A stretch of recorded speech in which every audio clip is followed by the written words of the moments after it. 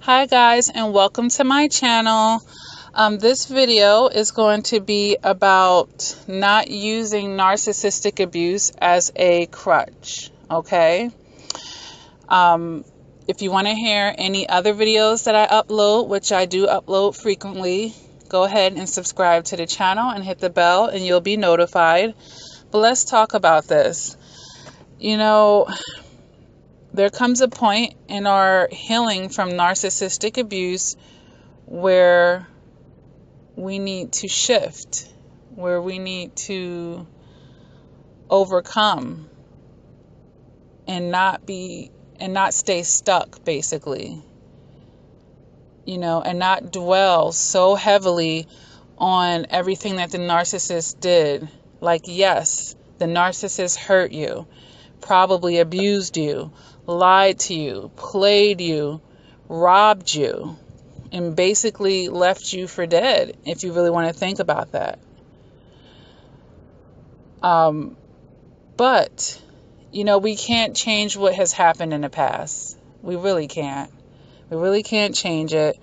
And that's why it's so important to take, of course, the adequate enough time to heal and process everything and not sugarcoat things with us. Accept the reality of what happened and realizing that we can't go back and change it. All we can do is use that pain to propel us into a better space. What can you learn from that situation? How can you turn lemons into lemonade?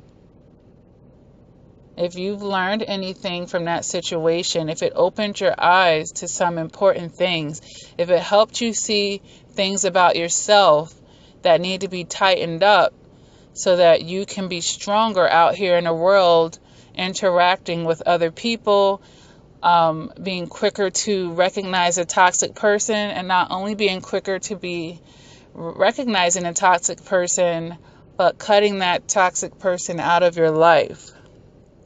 But I don't want it to become a handicap to you that you're a survivor of narcissistic abuse. Because when it becomes a handicap, we get frozen. We get frozen in time where we can't move forward. And that's when it becomes the crutch that I'm talking about in the title of this video. So we have to find a way to become unstuck, if that's seeking counseling. Because a lot of times we're stuck because we need some validation. Because I'm going to let you know that the narcissist is not going to validate anything. They're going to run from the truth. They're not going to agree, yeah, I did this, I did that to you, it was wrong. They're not going to give you that closure. And sometimes that can keep us stuck as well. But we have to learn how to give ourselves that closure. You know what it was. You know what it was. And that's what's important. Knowing that you know what it was and knowing that that person is not going to give it to you. So then you can stop waiting for it, because that day isn't going to come where they're just going to own up to all their BS. That day, I'm sorry, it's not going to come. And if they do something that seems like they're doing that, it's completely synthetic and it's wrapped up in some type of Hoover to reel you back in, and it will be back to business as usual, and whatever they were doing to disrespect you and dishonor you will pick back up sooner than later. So trust yourself, okay? But don't keep making excuses basically to further victimize yourself. I don't want you to be victimized, because that puts you in a vulnerable situation.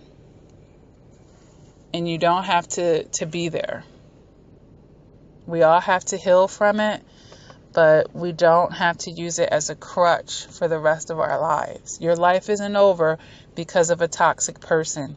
Yes, there can be consequences, and I know very much about that, and I'll talk about that in another video. But the whole point here is we really can't change the past, no matter how horrible, they have been to you.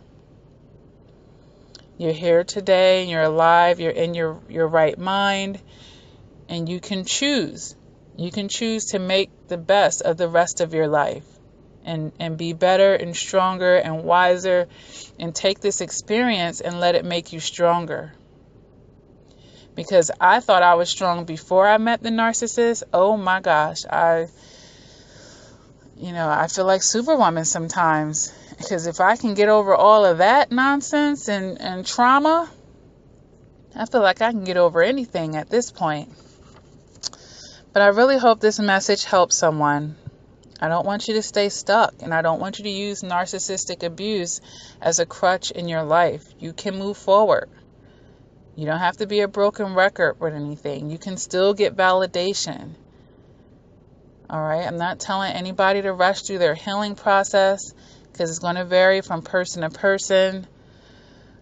All I'm saying is, there's a time for each one of us, and it's different for each one of us, like I just said, where it's time to now stop looking back so much, stop dwelling on it, stop reliving it, and those sort of things that just keep us in that sad state, because our subconscious remembers these things, and every time we look back, our subconscious remembers how we felt, and we're going to feel some of that. It may not be as potent as it was when it initially happened, but you're going to keep feeling that letdown, that anger, that sad, that hurt that you felt the first time. Our mind remembers those type of things when we go through traumatic experiences. So every time we think about it, we're kind of touching that pain a little bit.